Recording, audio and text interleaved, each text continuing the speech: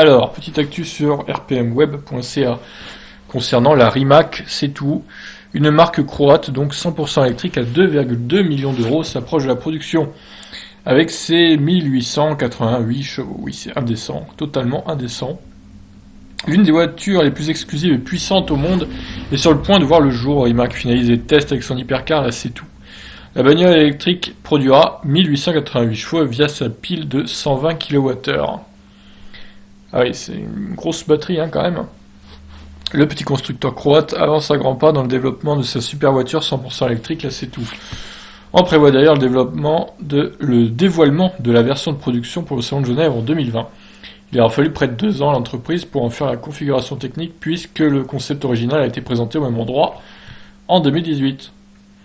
Ce véhicule électrique au design spectaculaire en met plein la vue, c'est un monstre de puissance. Le bolide sera muni d'une pile de 120 kWh, une des plus grosses dans toute l'industrie automobile. Rimac estime la cavalerie à 1888 chevaux. Et là c'est 1696 LBPI, je sais pas ce que c'est que cette unité, on va essayer de voir sur Google. Donc c'est livre-pied, et 1696 livre-pied, ça fait 2300 Nm de couple, en Nm donc. Eh ben c'est pas mal. Ceux qui disent que les moteurs électriques ne sont pas aussi véloces que les moteurs thermiques sont maintenant officiellement dans le champ. Ouais, est-ce qu'il y en a encore qui disent ça? Parce que là, franchement, ça fait des années qu'on le sait, quoi. Équipé de 4 moteurs électriques, la C2 vient de facto avec un rouage intégral. Alors, rouage intégral, c'est-à-dire 4 roues motrices, c'est les termes canadiens. En combinant toutes les technologies et les innovations, elle pourra boucler le 0 à 100 en seulement 1 seconde 85 avec une vitesse de pointe de 412 km/h. Là, on est clairement sur les perfs de la Tesla Roadster numéro 2. En considérant ces chiffres, la C2 sera un des véhicules les plus rapides sur la planète, même devant une Bugatti Santo-Dieci. Pour l'instant, l'autonomie EPA n'est pas connue, mais selon le mode WLTP, on parle de 550 km. En faisant une conversion, on peut s'attendre à près de 450 km EPA.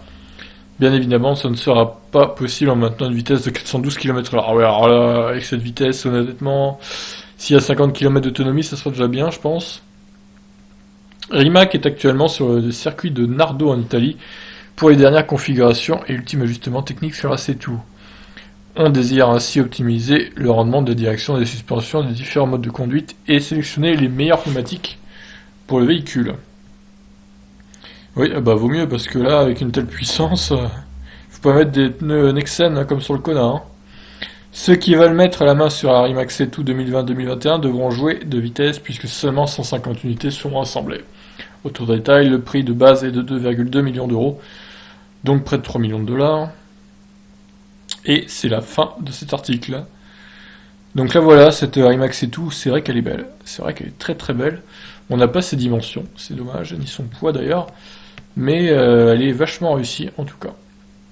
Donc voilà, encore une supercar électrique, une hypercar même, on peut le dire, avec un prix de 2,2 millions d'euros, c'est bon, j'achète.